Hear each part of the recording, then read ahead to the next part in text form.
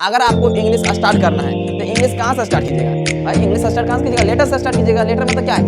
और अल्फाबेट का अल्फाबेट्स नहीं लिखिएगा, अल्फाबेट इस बरमाला होता है। अगर अल्फाबेट में अल्फाबेट्स करते हैं, यस लगाते हैं, तो इसका मीनिंग चेंज होता है, फिर उसका मीनिंग वर्णमाला नहीं देगा। ठीक है। हेलो फ्रेंड्स, आज इस वीडियो में बात करेंगे ऑर्थोग्राफी के बारे में। किसके बारे में?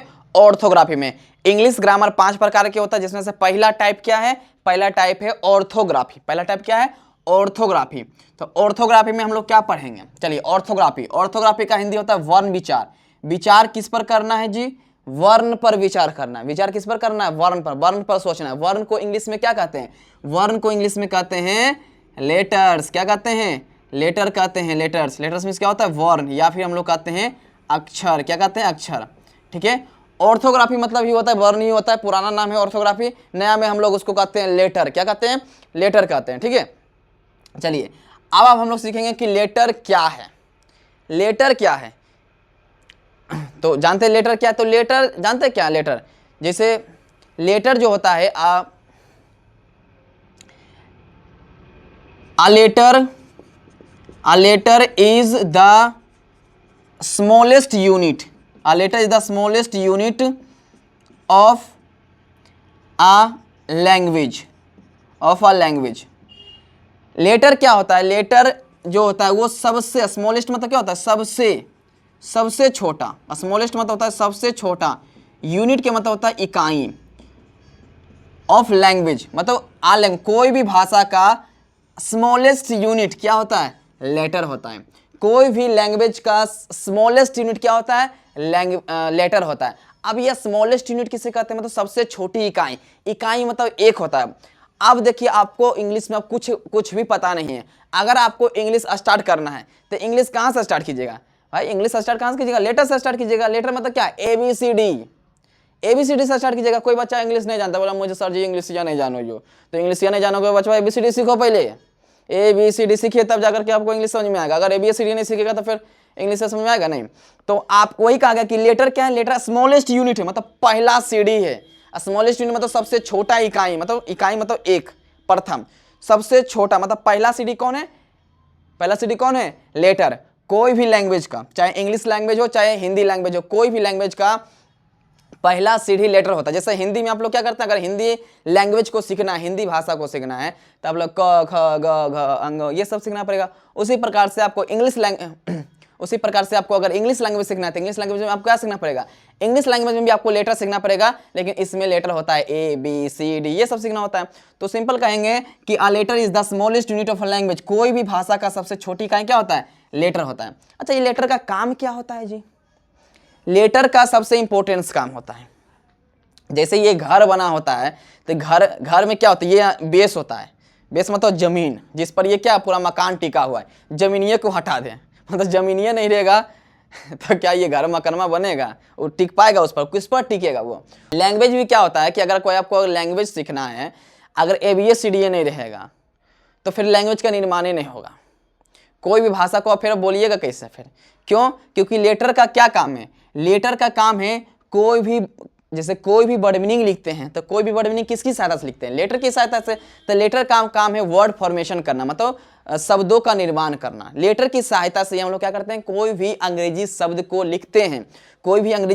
जैसे मुझे लिखना है कैट, CAT, कैट मीन्स क्या होता है? बिल्ली होता है। तो हम लोग क्या करते हैं? C एगो लेटर लिए, A एगो लेटर लिए, T लिखे और इसको क्या किए? एक ऑर्डर में लिख दिए, एक बढ़िया तरीका से लिख दिया, बन गया कैट, मतलब हो गया बिल्ली। तो ये क्या है? लेटर की सहायता से हम लोग क्या लिखे? वर्ड मीनिंग को लिखे। तो लेटर का बहुत इंपॉर्टेंस है। तो कोई दुनिया में जितना भी वर्ड मीनिंग लिखा गया है सब के सब लेटर की सहायता से लिखा गया है। ठीक है। तो कोई भी वर्ड मीनिंग लिखिए, चाहे कोई भी हो, चाहे देखिए पेन लिख देते हैं, ये भी वर्ड मीनिंग। जैसे जैसे वर्ड लिख देते हैं, W लिखें, ORD, वर्ड मीनिंग होता है शब्द, तो ये भी क्या है? लेटर की सहायता से। तो लेटर की सहायता से हम कोई भी वर्ड मीनिंग को लिखते हैं और लिखा गया है। तो वर्ड मीनिंग तो याद करना पड़ता है, सबको पता है। वर्ड मीनिंग सबसे इंपॉर्टेंट, इंग्लिश ग्रामर में सबसे इंपॉर्टेंट होता है वर्ड मीनिंग। अगर वर्ड मीनिंग याद है तो बहुत बढ़िया तरीका से आपको इंग्लिश समझ में आएगा और जल्दी समझ में आएगा और जल्दी हर एक चीज़, कोई भी चीज़ याद होगा। आइए, चलिए अब बात करते हैं कि लेटर कितने प्रकार के होते हैं। तो there are 2 types of letter. Letter कितने प्रकार के होते हैं? 2 प्रकार के होते हैं, सबको पता है। पहला क्या है? पहला है कैपिटल लेटर्स। क्या है? Capital letters. और दूसरा क्या है? दूसरा है स्मॉल लेटर्स। क्या है? Small letters. मतलब समझिए ये बड़की ABCD हो गया, ABCD और जेड तक, और ये हमारा हो गया छोटकी ABCD। क्या हो गया हमारा? छोटकी ABCD जेड तक। तो कैपिटल लेटर बड़की ABCD, जैसे हम लोग बड़की ABCD हो गया, और स्मॉल लेटर मतलब छोटकी ABCD। अब लेटर्स की संख्या कितनी होती है? लेटर्स की नंबर कितना होता है? संख्या कितना होता है? लेटर्स की संख्या कितना होता है? 26 होता है। कितना होता है? 26 होता है, 26 होता है। ठीक है, तो आपको याद रखना है कि लेटर की संख्या कितना होता है? 26 होता है। ठीक है, अल्फाबेट होता क्या है? अल्फाबेट मीन्स होता है वर्णमाला। ठीक है, अल्फाबेट, अल्फाबेट का हिंदी क्या होता है? वर्णमाला होता है। तो अल्फाबेट, अल्फाबेट को अल्फाबेट्स नहीं लिख सकते। जैसे अल्फाबेट है ना, तो इसको आप अल्फाबेट्स नहीं लिखिएगा, अल्फाबेट्स ये लिखना क्या होता है? ये गलत हो जाता है। ठीक है, कंपटीशन में भी क्वेश्चन पूछा गया था। ठीक है, अल्फाबेट की जगह लिखा दिया था अल्फाबेट्स, तो गलत है वो। अल्फाबेट्स क्या है? गलत है। अल्फाबेट, ये अल्फाबेट मीन्स क्या हो गया? वर्णमाला। ठीक है, अब ये अल्फाबेट किससे कहते हैं? तो जो लेटर्स का जो सेट होता है, लेटर्स का जो समूह होता है, उसी को अल्फाबेट कहते हैं। जैसे आदमी का जो समूह होता है उसको हम भीड़ कहते हैं, उसी तरीका से लेटर्स का भी तो समूह है। 26 गो लेटर्स है जी, उसका भी समूह हो। अगर उसका समूह बनाएंगे तो उसका क्या नाम देंगे? तो उसका नाम दे दिया गया अल्फाबेट। जैसे यहाँ पर आदमी यहाँ 20-30 को खड़ी हो जाए, 100-150 खड़ी हो जाए, तो उसको हम लोग क्या कहेंगे? आदमी के समूह को हम लोग क्या कहेंगे? भीड़ कह देंगे। क्या कह देंगे? भीड़ कह देंगे। उसी प्रकार से क्या होता है? ये हो जाता है लेटर्स में होता है, लेटर्स के समूह को क्या कह देंगे? हम लोग अल्फाबेट कह देंगे। तो सिंपल हम लिखेंगे a set of letters, a sets of letters is called alphabet. क्या कहेंगे? अल्फाबेट। मतलब अक्षरों के सेट को, सेट मतलब क्या होता है? समूह। सेट मतलब क्या होता है? समूह। लेटर्स के समूह को कॉल्ड मतलब कहते हैं। क्या कहते हैं? अल्फाबेट कहते हैं। क्या कहते हैं? अल्फाबेट कहते हैं। अब यहां से एक प्रॉब्लम आता है, चूंकि हम लोग क्या पढ़ रहे हैं? हम लोग क्या इंग्लिश पढ़ रहे हैं, तो इंग्लिश अल्फाबेट के बारे में जिक्र करेंगे। अब इंग्लिश अल्फाबेट क्या है? देखिए, इंग्लिश अल्फाबेट में अगर हम आप लोगों को कहें कि ए हमारा लेटर है कि अल्फाबेट है? ए हमारा लेटर है कि, तो ए हमारा लेटर है। बी हमारा लेटर है कि अल्फाबेट है? तो ये हमारा लेटर है। ये सी हमारा क्या? लेटर है। अल्फाबेट उसे कहेंगे जो पूरे ABCD को ए से लेकर के जेड तक अगर हम इसे लिख देते हैं तो ये पूरे सेट बन जाता है। ये क्या बन जाता है? एक सेट बन जाता है, एक समूह बन जाता है, और ये समूह को हम लोग कहते हैं अल्फाबेट। क्या कहते हैं? अल्फाबेट। चाहे बड़की ABCD का सेट होवे, चाहे छोटकी ABCD का सेट होवे। तो पूछता, तो क्या होगा अगर पूछेगा कि इंग्लिश अल्फाबेट में लेटर्स की संख्या कितनी होती है? तो 26 होती है। कितनी होती है? 26 होती है। आपको ध्यान रखना है। आपको पता है कि letters there are 26 letters in an English alphabet. मतलब अंग्रेजी अल्फाबेट में लेटर्स की संख्या कितना होता है? 26 होता है। हिंदी आप लोग लिख लीजिए, जैसे हिंदी बोलते हैं तो आप लोग हिंदी भी लिखिए कि इंग्लिश अल्फाबेट में लेटर्स की संख्या कितना होता है? 26 होता है। कितना होता है? 26 होता है। अब कोई बच्चा क्या होता है, पूछेगा अल्फाबेट कितना है, तो अल्फाबेट बोलेगा कि इंग्लिश अल्फाबेट कितना है, तो इंग्लिश अल्फाबेट का देता है 26 है। अरे गधा कहीं का, लेटर्स 26 है। लेटर्स कितना है? 26 है। अल्फाबेट तो एक ही गो इंग्लिश अल्फाबेट है ना, इंग्लिश अल्फाबेट तो एक ही गो है। जैसे आपको समझ में ना, देखिए जैसे एक होता है फूल का माला। क्या होता है? फूल का माला। फूल का माला। तो हम लोग क्या किए? 5 गो फूल ले लिए। क्या ले लिए? 5 गो फूल ले लिए। हम लोग 5 गो फूल ले लिए और हम लोग एक माला बना देते हैं जी, और ये माला को ये 5 गो फूल इसमें गूंथ दिए। तो बताइए ये जो फूल हम बोलेंगे 5 गो फूल गूंथ दिए, तो अब ये जो हमारा फूल का माला बना है, पूछेंगे कि कितना फूल का माला बना है, तो आप लोग बोलिएगा कि सर जी तो ये फूल का माला तो एक ही गो है। तो उसी प्रकार ये हमारा इससे होता है, ये हमारा क्या है, चूंकि ये वर्णमाला क्या है? वर्णमाला। वर्ण मतलब क्या होता है? लेटर। अब हमारा 26 लेटर है, ABCD पूरा है। अब ABCD को हम लोग क्या करेंगे? माला बनाएंगे। ABCD का हम लोग क्या करेंगे? माला बनाएंगे, मतलब लेटर का माला बनाएंगे। तो लेटर का हम लोग क्या करते हैं? माला बनाते हैं। यहाँ ABCD ऐसे ऐसे करके जेड तक 26 लेटर इसमें गूंथ दिए। इस माला में 26 को क्या किए? हम लोग गूंथ दिए, तो हो गया वर्णमाला। वर्णमाला को इंग्लिश में क्या कहेंगे? अल्फाबेट। ये क्या था? ये फूल माला था, क्योंकि इसमें फूल गूंथे थे। और ये क्या है? ये वर्णमाला है। क्यों? क्योंकि इसमें क्या गुथे हैं? वर्ण, मतलब लेटर को गुथे हैं, तो ये वर्णमाला हुआ। अब बताइए कि यहाँ पर वर्णमाला कितना है? यहाँ पर वर्णमाला एक है, तो इंग्लिश अल्फाबेट कितना है? तो इंग्लिश अल्फाबेट तो एक ही को है जी। हाँ, इंग्लिश अल्फाबेट में लेटर्स की संख्या कितना है? तो होता है 26। तो कहीं कहीं बुक में भी रहता है कि 26 अल्फाबेट्स।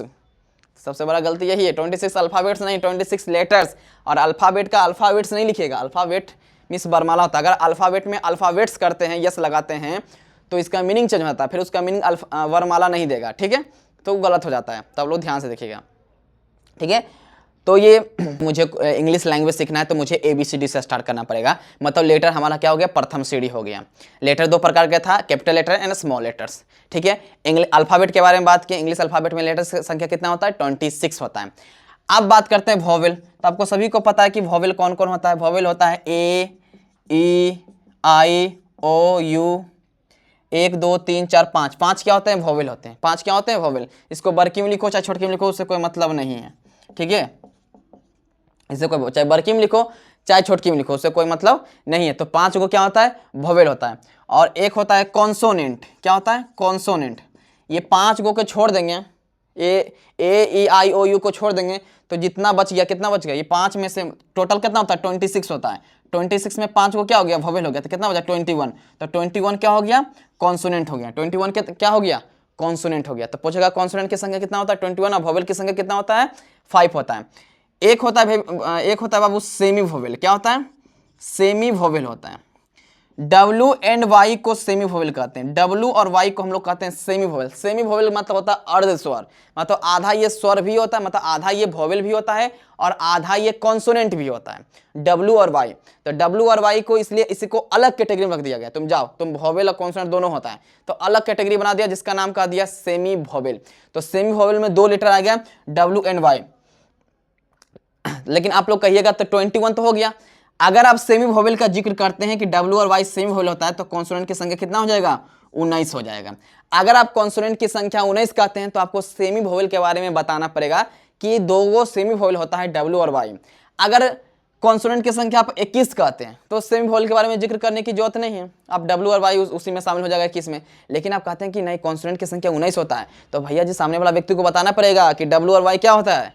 एक सेमी 2 सेमी वोवेल होता है, इसलिए इसको अलग कैटेगरी में रखा गया है, ठीक है। W और Y को अलग कैटेगरी में, जिसका नाम है क्या है? सेमी वोवेल है। तो बहुत सारे बच्चे सेमी वोवेल के बारे में नहीं जानते हैं। वोवेल के बारे में जानते हैं, कॉन्सोनेंट के बारे में जानते हैं, लेकिन सेमी वोवेल के बारे में नहीं जानते हैं। तो वोवेल की संख्या कितना होता है? 5 होता है। कॉन्सोनेंट की संख्या कितना होता है? 21 होता है। ये 5 को छोड़ देंगे तो जो बच गया उसी को क्या कहते हैं?